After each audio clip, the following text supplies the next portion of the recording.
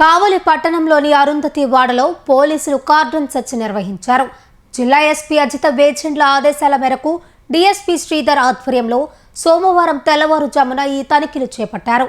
RTC depot వెనుక ఉన్న అరుంధతి వాడలో ఇంటింటికి తనిఖీలు నిర్వహించి పోలీసులు సరైన పత్రాలు లేని 25 బైకులను స్వాధీనం చేసుకున్నారు. అలాగే 3 రౌడీ షీటర్లను అదుపులోకి తీసుకుని వారి ఇళ్లలో సోదాలు నిర్వహించారు.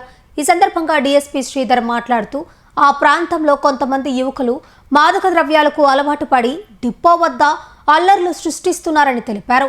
వారికి గంజాయి ఇంజెక్షన్లు వంటి మాదక ద్రవ్యాల వల్ల కలిగే ప్రమాదాలపై కౌన్సిలింగ్ ఇచ్చినట్లు తెలిపారు.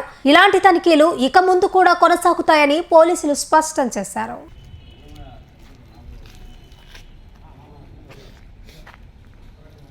కావలి పట్టణంలోని అరుంధతి వాడలో పోలీసులు కార్డన్ సెర్చ్ నిర్వహించారు. జిల్లా ఎస్పీ అజిత వేజెండ్ల ఆదేశాల మేరకు డీఎస్పీ శ్రీధర్ ఆధ్వర్యంలో సోమవారం తెల్లవారుజామున ఈ తనిఖీలు చేపట్టారు. ఆర్టీసీ డిపో వెనుక ఉన్న అరుంధతి వాడలో ఇంటింటికి తనిఖీలు నిర్వహించి పోలీసులు సరైన పత్రాలు లేని 25 బైకులను స్వాధీనం చేసుకున్నారు. అలాగే 3 రౌడీ షీటర్లను అదుపులోకి తీసుకుని వారి ఇళ్లలో సోదాలు నిర్వహించారు. ఈ సందర్భంగా డీఎస్పీ శ్రీధర్ మాట్లాడుతూ ఆ ప్రాంతంలో కొంతమంది యువకులు మాదక ద్రవ్యాలకు అలవాటు పడి డిపో వద్ద అల్లర్లు సృష్టిస్తున్నారని తెలిపారు.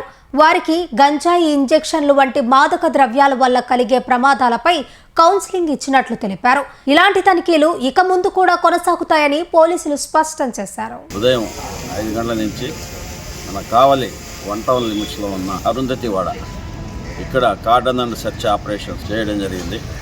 ఇందులో మా సిఐలు 3 సిఐలు 6 మంది ఎస్ఐలు ఆమె ఆదేశాల మేరకు కార్డన్ సెర్చ్ ఆపరేషన్స్ చేస్తున్నాము.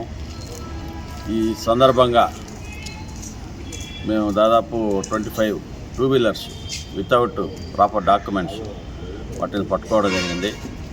తర్వాత ఇక్కడ లోకల్గా ఉండే లోకలర్స్ అందరిని కూడా పిలిపించి వాళ్ళతో మాట్లాడడం, అవేర్నెస్, సేఫ్టీ గురించి, డ్రగ్స్ గురించి అవేర్నెస్ ఇవన్నీ మాట్లాడడం కూడా జరిగింది. ఉమెన్ క్రైమ్ అగైనెస్ట్ ఉమెన్ వీటి గురించి. ఈ సందర్భంగా మేము దాదాపు 3 రౌడీల్ని 5 మంది సస్పెక్ట్లను కూడా వాళ్ళ ఇళ్లలో చెక్ చేయడం జరిగింది. వాళ్ళని కూడా తీసుకొచ్చాం. వాళ్ళని బౌండ్ ఓవర్ చేయడం కూడా జరుగుతుంది. ముఖ్యంగా బస్ స్టాండ్ వెనక పక్క ఉంది కాబట్టి ఈ ఏరియా యూత్ కొంతమంది కొన్ని టాబ్లెట్స్ అది వాడి బస్ స్టాండ్లో పోసి అల్లరి చేయడము, ప్రయాణికులను కొంచెం ఇబ్బంది పెట్టడం జరుగుతుందని విన్నాము. అలాంటిది ఏమైనా ఉన్నా కూడా మానుకోవాలా, లేకపోతే వాళ్ళ మీద తీవ్రమైన చర్యలు ఉంటాయి. ముఖ్యంగా స్టూడెంట్స్కి చెప్తున్నాం, ఒకసారి పోలీస్ కేసు ఇన్వాల్వ్ అయితే మన ఉద్యోగాలు కూడా రావు. పద్ధతిగా సక్రమంగా నడుచుకోవాలని చెప్తున్నాం అందరికి కూడా, స్టూడెంట్స్కి. ఈ డ్రగ్స్కి వాటికి అలవాటు పడుతుందని చెప్తున్నాము. అదే రకంగా హెల్మెట్ వేరింగ్ ఖచ్చితంగా 2 వీలర్లో బయట పోయినప్పుడు హెల్మెట్ ఖచ్చితంగా వాడమని కూడా చెప్పాము.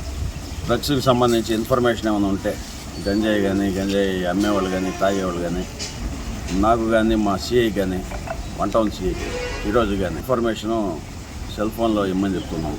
ఇచ్చిన వెంటనే తగు విధంగా చర్యలు తీసుకోవడం జరుగుతుంది. ఈ టెక్నో ఒలింపియాడ్, సివో స్పార్క్, మెడి స్పార్క్ వంటి ఆధునిక అకాడమిక్ ప్రోగ్రామ్స్ ద్వారా విద్యార్థుల్లో లాజికల్ థింకింగ్, సైన్స్ అవగాహన మరియు విశ్లేషణాత్మక నైపుణ్యాలను అభివృద్ధి చేస్తూ సిబిఎస్ఈ అండ్ స్టేట్ బోర్డు కరికులంలలో అత్యుత్తమ ఫలితాల సాధనకు దృఢమైన పునాది వేస్తోంది నారాయణ.